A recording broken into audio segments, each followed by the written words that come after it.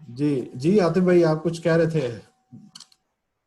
जी, मैं ये कह रहा था कि अब बात ये है कि सर पे पड़ी है तो निभाना तो है, चलाना तो है। एग्जैक्टली क्योंकि सिचुएशन ऐसी है कि हमें नहीं पता कि ये कब तक रहेगी और आगे इससे ज़्यादा ख़राब हो जाएगी या बेहतरी की तरफ जाएगी। तो ब्लैंक हैं, सभी ब्लैंक हैं। ये बात तो बिल्कुल फैक्ट है कि इस पे हम फ़ौरन क्लासेस शुरू करने से पहले इसका एचईसी भी ब्रेक लेती है, यूनिवर्सिटीज़ भी ब्रेक लेती हैं, कोई प्रॉपर मैकेनिज़्म बनाते, सपोर्ट सिस्टम बनाते, फिर इसको रोल आउट करते। लेकिन बहरहाल अब तो हो गया। अब सीखने के दो तरीके हैं, या तो आपको कोई सिखाने वाला हो या फिर टकरे मार मार के सीख लें। अब मेरे ख्याल से टकरे मार ली हमने। अब हम बिल्कुल। हमारी इतनी लर्निंग हो गई है, नाउ वी कैन मैनेज सम। तो मैं ये कह रहा था कि जैसे भट्ट साहब ने कहा है कि आप क्लास से पहले बच्चों को मटेरियल दें, और अभी डॉक्टर साहब ने भी कहा, अदनान साहब ने, कि इंटरेक्टिव सेशंस नहीं हैं, आप बोल रहे हैं और स्टूडेंट सुन रहे हैं। तो इसका मेरे ख्याल से हल ये है, जैसे डॉक्टर साहब ने कहा भी है कि अब उनके 3 सेशंस होते हैं, हमारे भी 3 सेशंस होते हैं। और उसमें सजेस्टेड ये है कि 2 सेशंस लेक्चर होंगे, बाकायदा लेक्चर, और एक सेशन इंटरेक्टिव होगा। स्टूडेंट्स की क्वेरीज आएंगी, आप उनको सुनेंगे, उनको सॉल्व करेंगे, बिल्कुल उस पर सही है। बात करेंगे। और फिर ये कि इसको स्टूडेंट्स की अंडरस्टैंडिंग बढ़ाने के लिए, जैसे पहले भी यहाँ पे बात आई, कि आप पोर्टल पर या किसी भी तरीके से जो आपने उनके व्हाट्सएप ग्रुप्स या बाकी ईमेल्स के ग्रुप्स बनाए हों, वहाँ पे आप पहले मटेरियल शेयर करें उनके साथ। और उसी के साथ आप उनको कोई सॉर्ट ऑफ असाइनमेंट दे दें या क्विज दे दें, या उनको कोई यूट्यूब वीडियो शेयर कर दें कि इसका रिव्यू आपने देना है। या आप उनके साथ उनसे कहें कि आप ब्लॉग लिखें, ये आपकी असाइनमेंट है, इसके आप मार्क्स असाइन कर दें। या और बहुत सारी चीज़ें हो सकती हैं, रिव्यू और रिपोर्ट्स का रिव्यू हो सकता है, न्यूज़पेपर का रिव्यू हो सकता है, जो रिलेटेड आपकी स्टडी से, सब्जेक्ट से रिलेटेड आर्टिकल्स हैं उनके हवाले से। तो ये सारी चीज़ें हो सकती हैं। मैं बात जहाँ से शुरू की थी कि तीनों को, यूनिवर्सिटी इंतज़ामिया को, फैकल्टी को, स्टूडेंट्स को मिलकर काम करना है इसको सक्सेसफुल बनाने के लिए। ये अगर फेल होता है सिस्टम, जैसे मैंने पहले कहा, हमें नहीं पता कब तक ऐसे ही चलेगा, क्लासेस प्रॉपर नहीं हो पाएंगी। तो ये सिस्टम अगर फेल होगा तो ये तीनों का फेलियर है। और आपको पता है एजुकेशन सिस्टम का फेलियर कंट्री का इटसेल्फ फेलियर है। तो हमें इसको बहरहाल चलाना है। स्टूडेंट्स के एंड पर जैसे मैं पहले यहाँ पर बात कर रहा था आप लोगों से, डॉक्टर साहब ने जो पॉइंट्स रेस किए हैं वो बिल्कुल जेन्युइन है। गैजेट्स का, इंटरनेट का प्रॉब्लम है, लेकिन ओवरऑल स्टूडेंट की साइकी का भी इशू है। नॉर्मली क्लास के अंदर भी बैठकर स्टूडेंट उस तरह से अटेंटिव नहीं होते। तो हम ये नहीं कह सकते कि जब तक क्लासरूम लेक्चर्स हो रहे थे तो लर्निंग बड़ी अच्छी हो रही थी, students were very much willing to learn the new ideas and subjects. तो वो अच्छे बुरे स्टूडेंट हर तरह के होते हैं, मैं सबको नहीं कह रहा, लेकिन ये फैक्ट है हर जगह पर ही। कुछ स्लो लर्नर होते हैं, कुछ ईगर टू लर्न होते हैं, कुछ कहते हैं कि यार बस पेपर के रात पढ़ेंगे और पास हो जाएंगे। और ये जो आखिरी कैटेगरी है, ये हमारे पास ज़रा ज़्यादा मिकदार में पाई जाती है, अनफॉर्चुनेटली। तो स्टूडेंट की साइकी है एक, हर चीज़ को अपोज करना। चेंज का भी पहला स्टेप यही है, उसको रेजिस्टेंस मिलेगी। तो हमें स्टूडेंट को समझाने की ज़रूरत है। तो मेरी इस मामले में गुजारिश ये है, मैं खुद भी जो कोशिश करता हूँ, कि स्टूडेंट के साथ हम स्पेशली इन दिनों में सिर्फ पढ़ाई की बातें ना करें, आप उनके दूसरे मसलों के बारे में भी बात करें। Like pandemic itself is a bigger issue this time, right? तो हम उनसे उनकी बारे में बात करें कि जनाब पेंडेमिक पे तुम अब क्या महसूस करते हो, चीज़ें कैसे चलेंगी, उनकी राय लें। या आप उनको उनसे पूछें कि तुम बोरियत दूर करने के लिए क्या करते हो, आप बाहर नहीं निकलते तो घर पे कैसा सारा दिन गुजारते हो। तो ये बहुत सारी चीज़ें हो सकती हैं कि हम एक उनके साथ एक फ्रेंडली मोड में आ जाएं और फिर उनसे कहें कि देखो यार अब पढ़ोगे, अब थोड़ा सा। तो टीचर्स को भी करना पड़ेगा। और जैसे भट्ट साहब ने शुरू में कहा कि टीचर्स तो वेल अवेयर हैं, सारे टीचर्स हैं, मोस्टली नहीं है। तो हम ये, अब बात ये है कि हम जितना ज़्यादा नई टेक्निक्स और टूल्स सीखने की कोशिश करेंगे ना, हम विलिंगनेस अपनी शो कर दें, स्टूडेंट्स भी और टीचर्स भी, उतनी जल्दी और उतना ज़्यादा ये प्रोसेस स्मूथ होता जाएगा। और यूनिवर्सिटी की और एचईसी की रिस्पॉन्सिबिलिटी ये है कि वो फैसिलिटेट करे, सपोर्ट करे, यानी कि प्रेशराइज ना करे। अब जैसे मैं आपको बताता हूँ, मेरी यूनिवर्सिटी ने स्टूडेंट को विड्रॉ करने की ऑप्शन बड़ी देर तक दी, ठीक है। फिर फ्रीज कराने की ऑप्शन भी सेमेस्टर की बड़ी देर तक दी। फिर हमने ये किया कि 4 सब्जेक्ट सेमेस्टर में ऑफर्ड थे, सेमेस्टर स्टार्ट हो चुका था, हमारा फैब फर्स्ट मंडे से स्टार्ट हो जाता है, फैब फर्स्ट मंडे, सितंबर फर्स्ट मंडे। तो सेमेस्टर स्टार्ट हो चुका था, S1 हो चुका था, 10-10 क्लासेस हो चुकी थी। तो जो बच्चे मैं क्या बात करना चाह रहा था, सॉरी, मैं वो बात भूल गया हूँ। अच्छा। बहरहाल हाँ, तो चार सब्जेक्ट्स हमने ऑफर किए थे। तो जब बच्चों का, जैसे डॉक्टर साहब ने जिक्र भी किया कि एहतजाज का सिलसिला चला सोशल मीडिया पर, तो हमारे रेक्टर साहब ने बड़ा पॉजिटिवली उसको रिस्पॉन्ड किया। उन्होंने कहा ठीक है, 2 आप अब पढ़ेंगे और 2 महीनों में, 2.5 महीने में, और 2 आप अगले, यानी कि उनका बोझ कम हो गया ना। अब 50% अगर बोझ कम हो गया तो ये भी एक बड़ी फैसिलिटेशन है। तो बहुत सारी चीजें हो सकती हैं। बात यह है कि गले पड़ा ढोल है, इसको बजाना है, पहली बात ये जाना है। तो और दूसरी, मैं इसको ब्लेसिंग भी समझता हूँ, पूरी दुनिया ऑनलाइन कोर्सेज ऑफर करती है। हमारे यहाँ पाकिस्तान में वर्चुअल यूनिवर्सिटी बड़ी सक्सेसफुल चल रही है, ओपन यूनिवर्सिटी भी इसको करती है। बहुत सारी और यूनिवर्सिटीज़ हैं जो छोटे मोटे ऑनलाइन कोर्सेज कराती हैं। ये एक एडिशन हो गया है हमारी सारी यूनिवर्सिटीज़ में अल्लाह की तरफ से कि हम इस सिस्टम को भी अडॉप्ट करें। और हो सकता है कि इसकी बेस पर, वैसे तो हमारे पास इंटरनेशनल स्टूडेंट्स नहीं आते हैं, हो सकता है इसकी बेस पर कम फीस की बुनियाद पर हम यहाँ बैठ के फॉरेन स्टूडेंट्स को कोई ऑनलाइन कोर्सेज कराना शुरू कर दें, हमारी कोई मार्केट बने बाहर, और फिर स्टूडेंट्स आना भी शुरू करें। तो मेरे ख्याल में ये बहरहाल एक मैकेनिज्म है, इसको चलना है। हम तीनों पार्टीज को मिलकर इसको चलाना है और HEC को फैसिलिटेट करना है हमें। बिल्कुल, इसमें मेरा ख्याल है कि ये कलेक्टिव एफर्ट के बगैर ये मुमकिन हो भी नहीं सकता। जो मतलब मेरा एक्सपीरियंस में आया वो ये आया कि यूनिवर्सिटीज़ ने अपने हद तक एफर्ट ज़रूर की है कि वो एक कोई सिलसिला जो है ना वो शुरू कर सकें। मगर जो इसमें लैकिंग है, पहली चीज़ तो ये है कि मैं ये समझता हूँ कि HEC को चाहिए था कि पहले दिन बजाय यूनिवर्सिटीज़ को वो ये ऑर्डर करती कि आप अपना ऑनलाइन क्लासेस शुरू कर दें, उनको चाहिए ये था, यूनिवर्सिटीज को भी इवन ये सोचना चाहिए था कि वो अगर पहला 1 महीना फोकस करते कि वो कोई ऐसे कोर्सेज ऑफर कर देते जो कैपेसिटी बिल्डिंग के हों, पर्सनालिटी ग्रूमिंग के हों, पर्सनालिटी डेवलपमेंट के हों, how to learn, how to teach. मतलब स्टूडेंट्स जीरो को तो लेक्चर्स। हमारे एग्जैक्टली स्टूडेंट्स को तो ये चीजें भी अभी जो है ना वो लर्न करनी चाहिए। तो उसके अंदर जो है वो बजाय इसके कि खुद कोर्स डिजाइन करते और फिर डिलीवर करते, इंटरनेशनल ऑर्गेनाइजेशंस के बेतहाशा आपको कोर्सेज इस तरह के मिल जाते, आप वो उठाते और अपने स्टूडेंट्स को देते। पहला 1 महीना अगर आप सिर्फ उसके ऊपर एफर्ट करते और उसके इस दौरान में आप अपने टीचर्स की ग्रूमिंग करते, टीचर्स को ट्रेन करते हैं कि आपने ऑनलाइन कैसे पढ़ाना है, कौन सा टूल यूज होगा, किस तरीके से आपने लेक्चर डिलीवर करना है, स्टूडेंट्स की इंटरेक्शन कैसे करनी है, स्टूडेंट्स के लिए इतना जो है ना वो आपने फैसिलिटेट करना है कि स्टूडेंट्स कहेंगे हाँ यार हमें ऑनलाइन क्लास पढ़ने का मजा आ रहा है।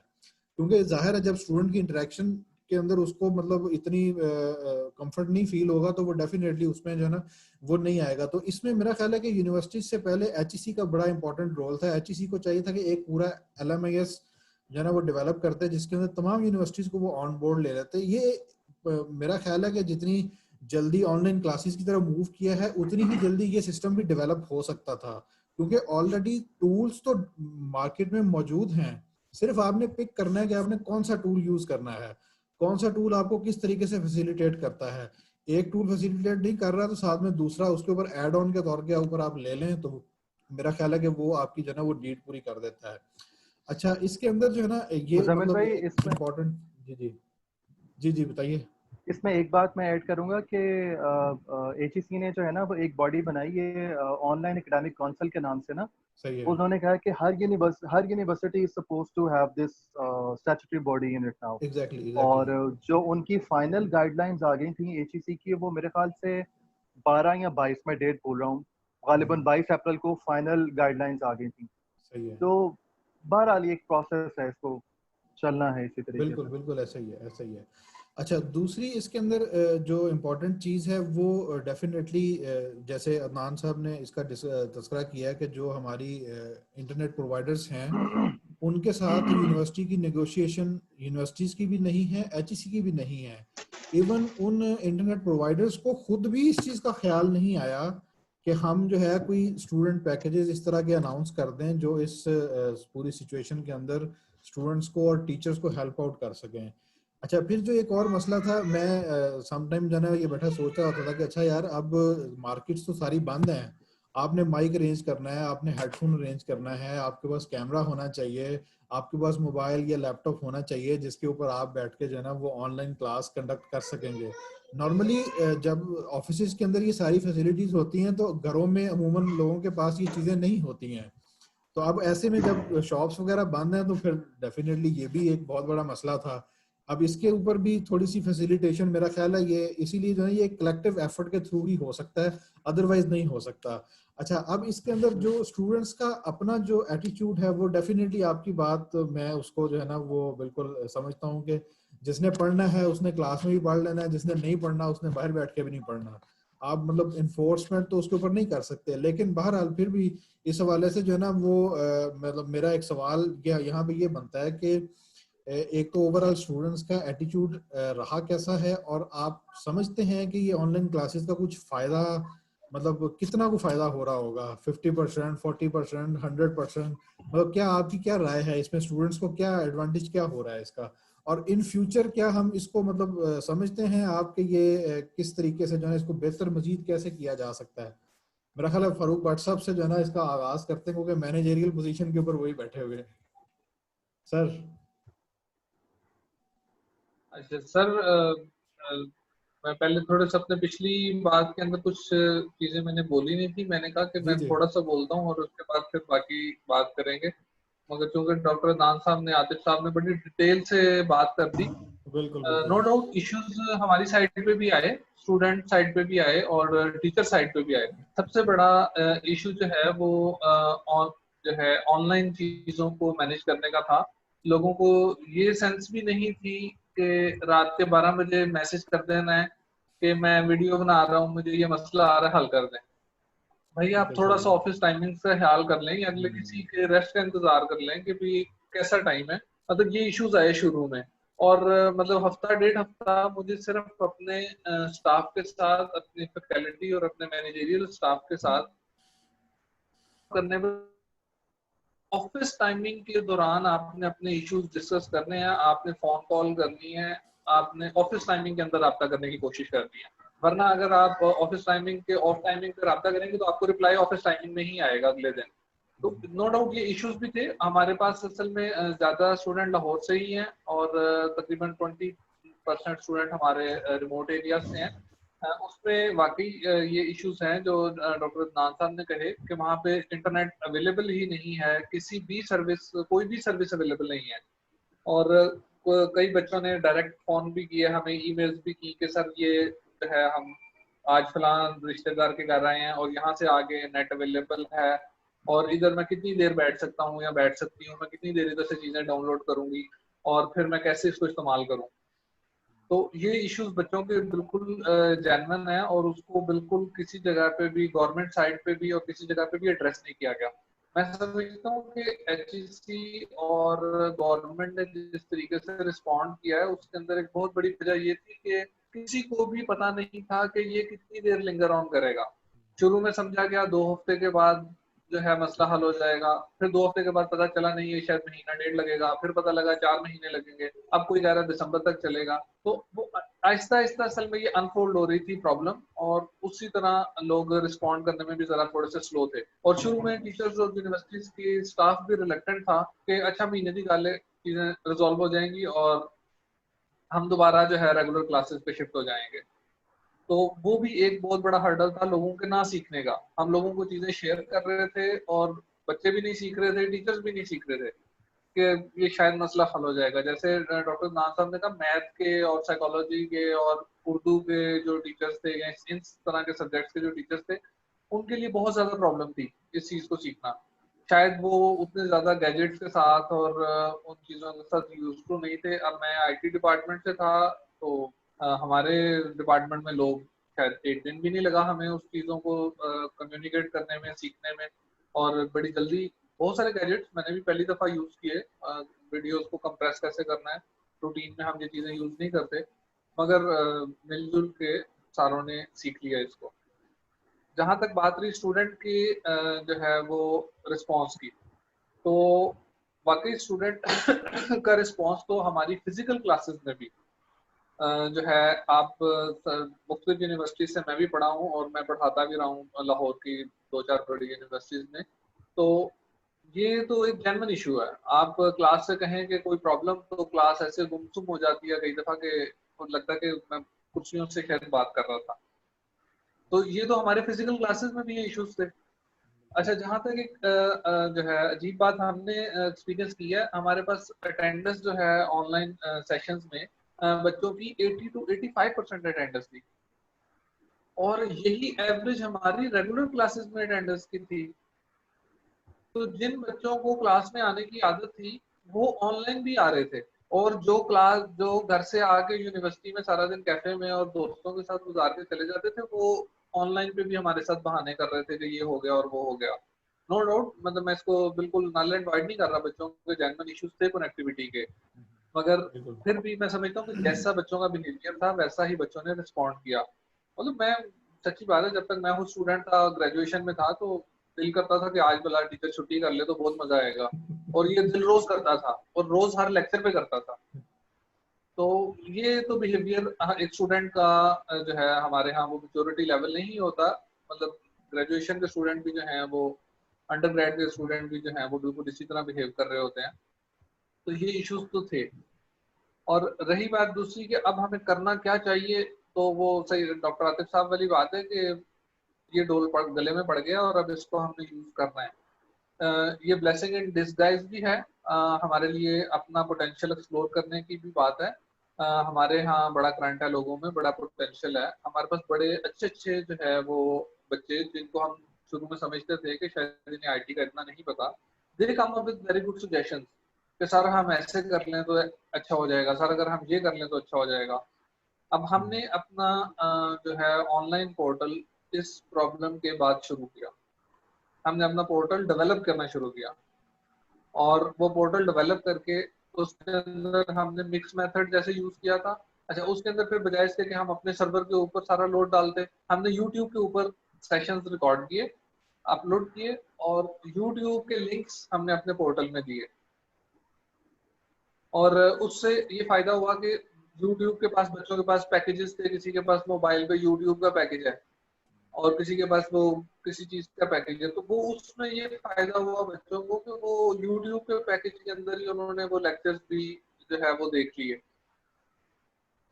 तो नो डाउट प्रॉब्लम्स भी हैं, मगर अब हमें ये मान लेना है कि इसके अंदर जीना कैसे है और इसको सीखना पड़ेगा। बिल्कुल एग्जैक्टली। सर आतिफ साहब कुछ ऐड करना चाह रहे हैं इसमें? अच्छा, वो जो आप पहले बात कर रहे थे और भट्ट साहब ने भी अभी इंटरनेट की बात की, तो वो बिल्कुल एक जेन्युइन इशू है और अदनान साहब ने डेफिनेटली इसको सबसे पहले यहाँ पे एग्जैक्टली। रेज किया। तो हमने उसको ऐसे एड्रेस करने की कोशिश की थी कि जो टीचर के लेक्चर हैं वो तो 30 लेक्चर, या अब जितने 20 लेक्चर रहते हैं हमारे, 10 पहले हो गए थे, तो वो एकदम में रिकॉर्ड करके तो नहीं भेज सकता, क्योंकि वो एक ही सब्जेक्ट तो नहीं पढ़ा रहा, मल्टीपल सब्जेक्ट पढ़ा रहे होते हैं। तो फिर उससे रिलेटेड जो यूट्यूब पे ऑब्वियसली एक पूरा खजाना पड़ा हुआ है, बड़े बड़े अच्छे लेक्चर्स लोगों ने रिकॉर्ड करके रखे हुए, इंग्लिश में भी हैं, उर्दू में भी मिल जाते हैं। तो वो फिर उनके लिए हमने ये किया कि वो सारे मैक्सिमम, यानी कि एक टॉपिक पे 2 3 4 लेक्चर्स वो डाउनलोड करके उनकी सारी फाइल बनाकर एक सीडी भी साथ बनाकर कंप्रेस करके वो फिर हमने उनके मेलिंग एड्रेस पर उनको भिजवाई कि बिल्कुल अगर सही। नेट का इशू है तो फिर आप इसको इस तरह से देखें। लेकिन स्टिल अगर आप एग्जामिनेशन की बात करें कि ये मोस्ट क्रिटिकल जो चीज़ है ना इस सारे सिस्टम के अंदर, वो असेसमेंट एंड एग्जामिनेशन है। ये अच्छा डॉक्टर साहब भी एग्री इसके करेंगे अंदर कि बच्चों का सारा जो एहतजाज था ना वो इस पे था, हमारे ग्रेड्स खराब हो जाएंगे, हमारा सीजीपीए खराब हो जाएगा, आप कैसे पढ़ाएंगे और आप कैसे एग्जाम कैसे लेंगे, बस ये बताएं। बिल्कुल। अच्छा जी, इसमें भी अगर आप देखें तो ओपन बुक पेपर भी तो होते हैं। समझ में आप कुछ कह रहे हैं?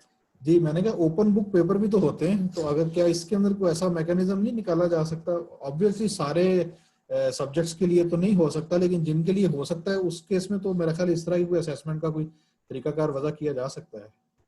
देखिए मुजामिल भाई, अभी एक यूनिवर्सिटी ने एग्जाम लिए हैं, उन्होंने उन्होंने उन्होंने स्काइप पर एग्जाम दिया है और इस तरह से उन्होंने उसको मैनेज किया है कि जहां आप लिख रहे हैं वहां पे आप फोकस होगा आपके कैमरे का, और आप टाइम स्टार्ट होने से 2 मिनट पहले उन्होंने क्वेश्चन पेपर फ्लोट किया, सही। और 3 घंटे का टाइम था, तो उसके फौरन बाद you have to take pictures of that paper and upload on the portal. ये सारा मैकेनिज्म था। अब सुनने में डेफिनेटली इसके अंदर बहुत सारे फ्लॉ हैं, बहुत सारी डेफिनेटली बिल्कुल। इसमें लूप होल्स हैं, निकलते हैं, एग्जैक्टली बच्चों ने एग्जैक्टली। काम भी किए होंगे बहुत सारे।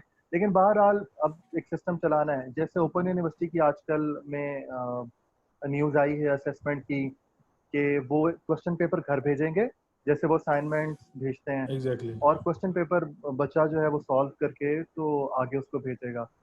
तो असेसमेंट और उसके हवाले से मैं कहता हूँ ठीक है, स्टूडेंट्स का बिल्कुल एक जेन्युइन कंसर्न है, लेकिन इसके साथ साथ आप लोगों ने सोशल मीडिया पे बहुत सारी वीडियोस भी देखी होंगी कि ऑनलाइन क्विजेस जो हो रहे हैं, वो जो गूगल फॉर्म पे आप क्विज बना के भेज देते हैं और आधा घंटे का टाइम है और 50 एमसीक्यूज हैं, तो आधे घंटे आप इस चीज़ को श्योर करते हैं अपनी तरफ से कि आधे घंटे में सारे जो है ना, और शफल भी कर देते हैं आप। लेकिन आपने बहुत सारी ऐसी वीडियोस देखी होंगी कि 20-20 बच्चे एक कमरे में बैठे हुए हैं और सारे लैपटॉप खोल के बैठे हुए हैं और एक दूसरे को बता रहे हैं। तो ये चीजें हैं इसके अंदर, इसको भी असेसमेंट को हमें फ्लेक्सिबल करना पड़ेगा जब तक हमने इसको चलाना है।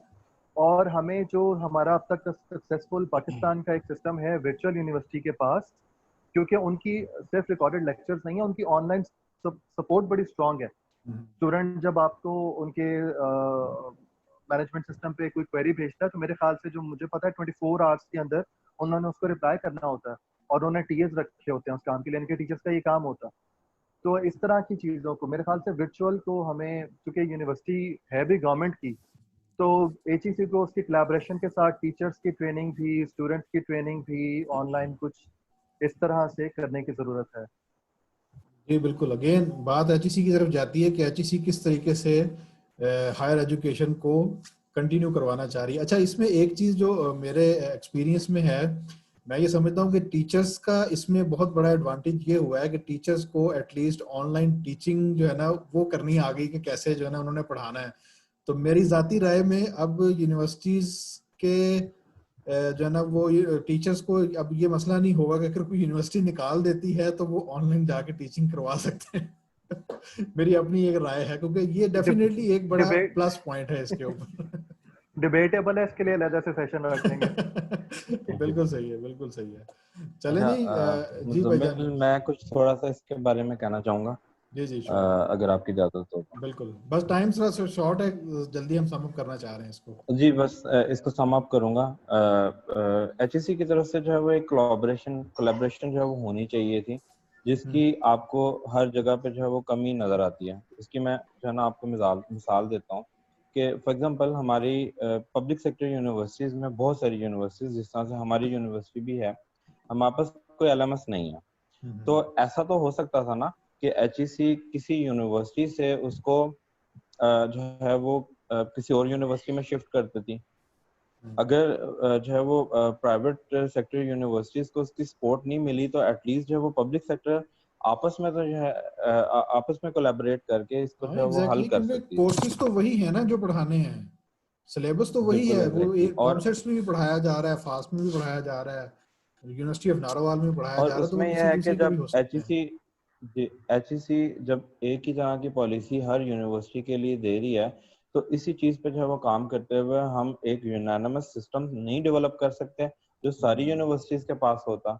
इवन ऐसा भी तो हो सकता था कि वर्चुअल यूनिवर्सिटी इसके ऊपर 20 साल से काम कर रही है, वो लोग अपने सारे रिकॉर्डेड लेक्चर्स जो है वो प्रोवाइड करते हैं, उनके पास बेस्ट टूल्स हैं, क्या वो सब में डिस्ट्रीब्यूट नहीं किए जा सकते थे?